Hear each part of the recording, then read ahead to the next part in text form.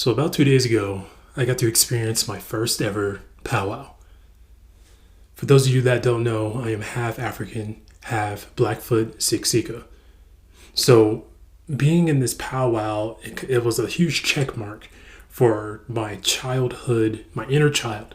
My inner child, literally, it was so happy to be there, man. And even though it was a small community powwow, it was still my very first one. And the power, the energy, the ancestral energy, and just being around other natives, it fed me something. And it unlocked something in me. And I'm ready to dive deep into it. So before we get started, and if you are new to this channel, my name is Ryant Choyes Parker, aka Liwanu.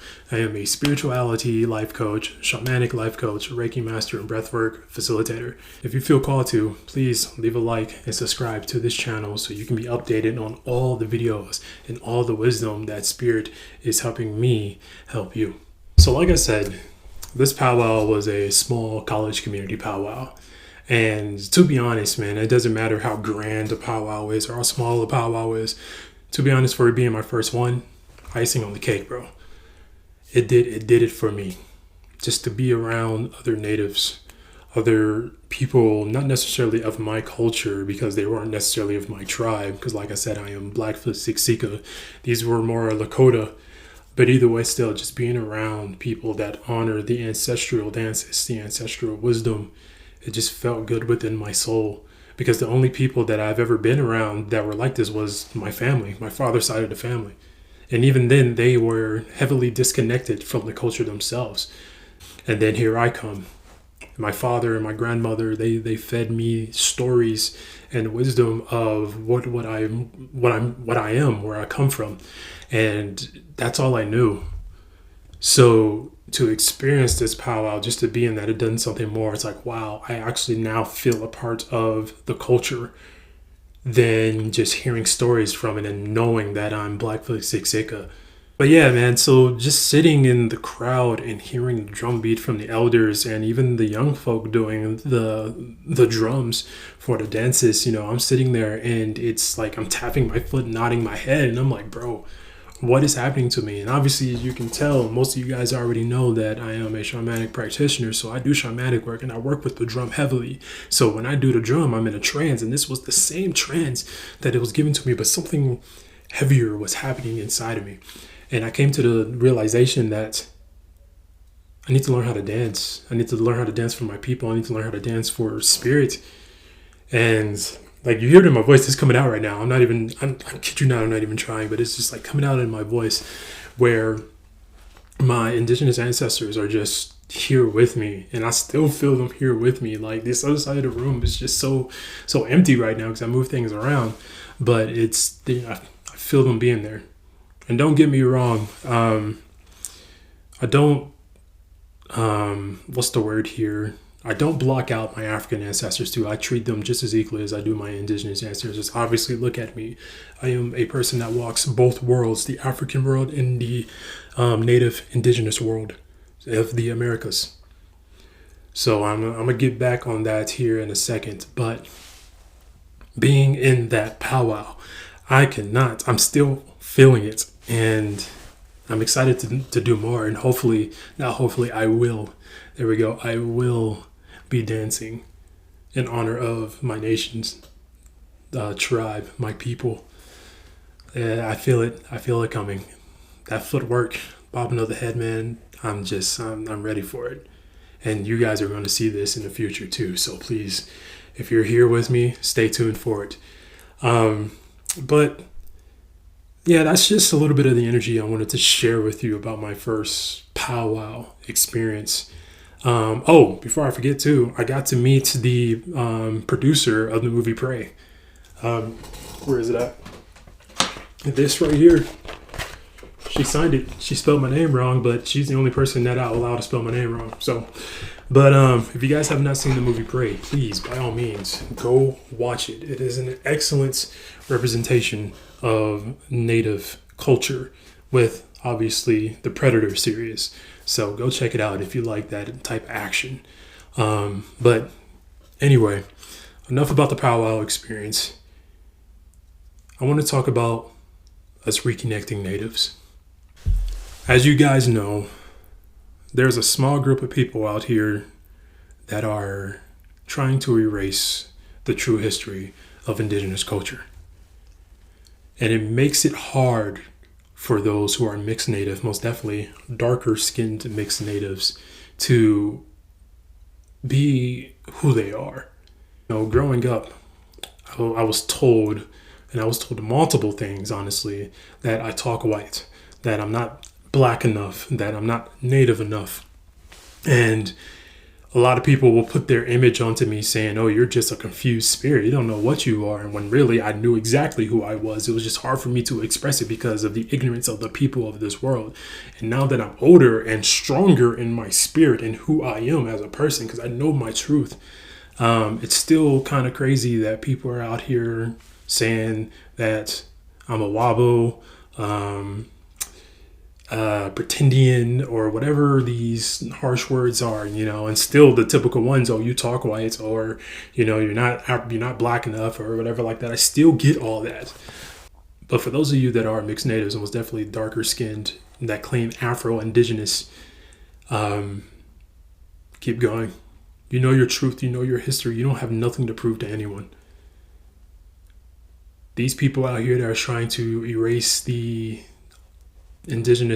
actual true indigenous culture of this land of Turtle Island, ignore them.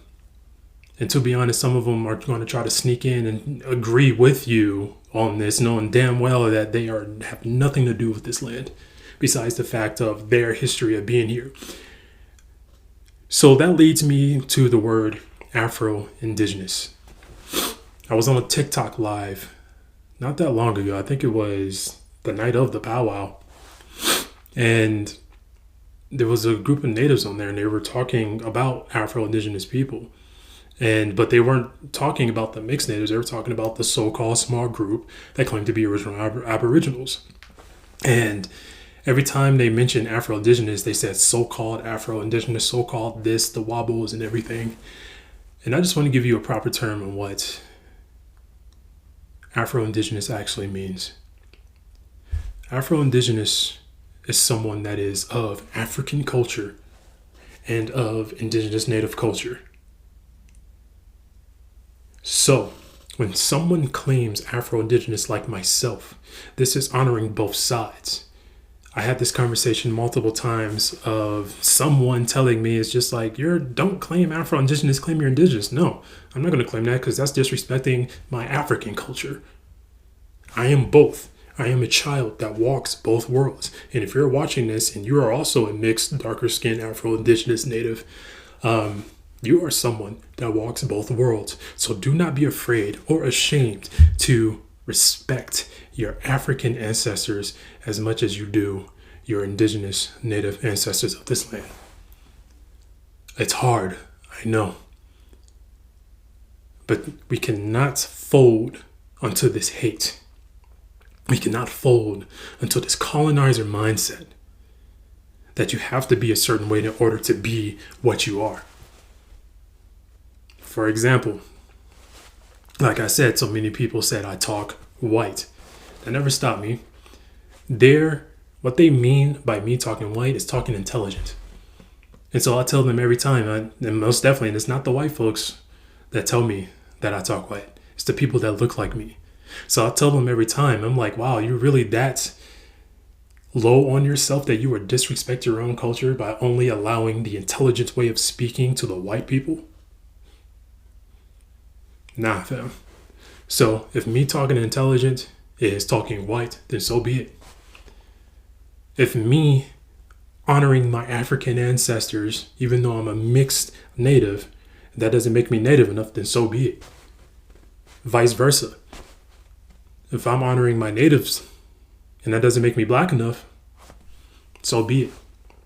If that's the image that you have on me, there's nothing I can do about that but except for walk in my truth. And if you can't accept my truth, then honestly, you got some issues because you're too busy worrying about what someone else is doing or who they are as a person when you should be honoring yourself, worrying about yourself, stay in your lane. So going on from there, like I said, just continue to be true to you.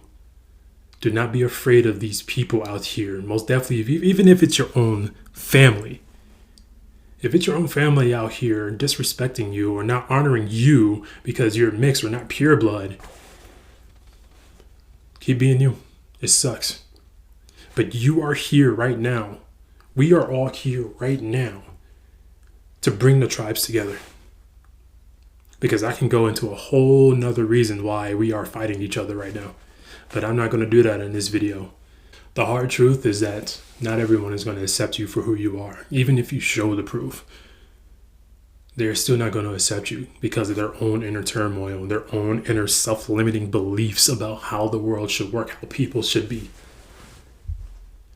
To be honest, for a moment there in the beginning of my honest reconnecting journey, because I took it upon myself, it's like, okay, if my father's side of the family is so disconnected and I want to learn more, then I am going to honor my ancestors and bring it back to my family, because my children are going to know where I come from.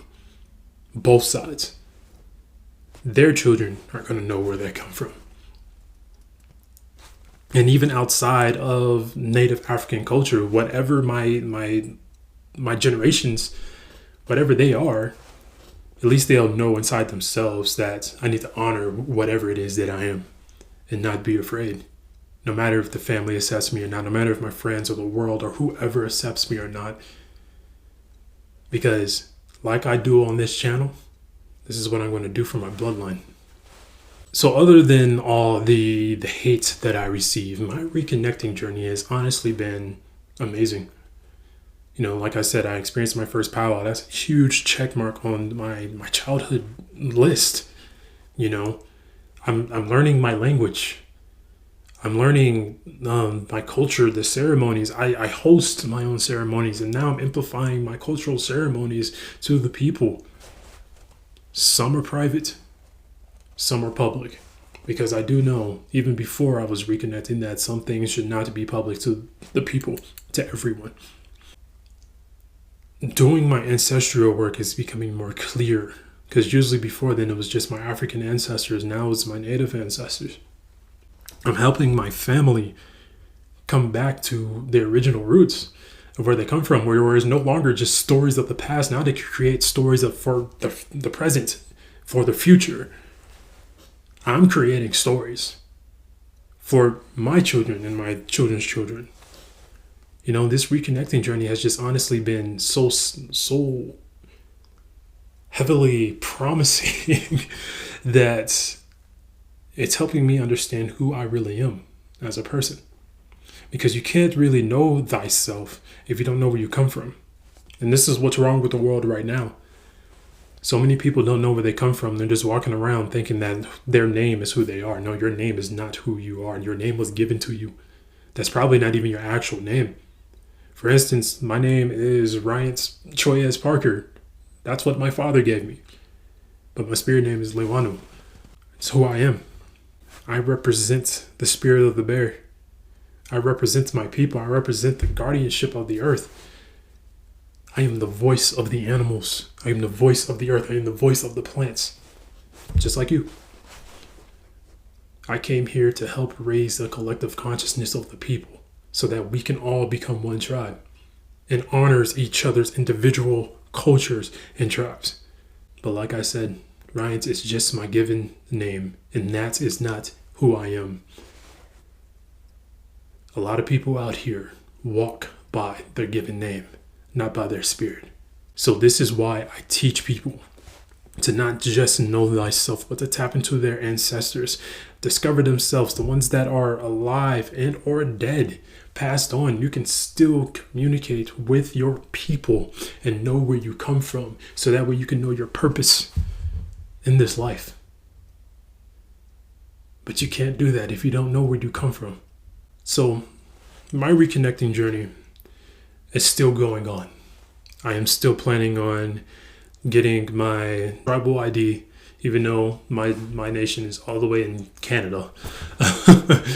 I'm still trying to figure out how to do that when I live in the States. I'm aiming to be more deep into the culture, learn my language as if it's becoming my second language. or should I say my first language. I can't even speak English right now. I'm fumbling in words, so it's probably coming on through.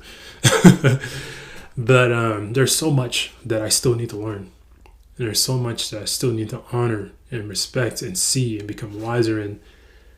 But I'm not going to stop because of what people have to say about me, how people view me. I'm never going to stop. It's in my blood.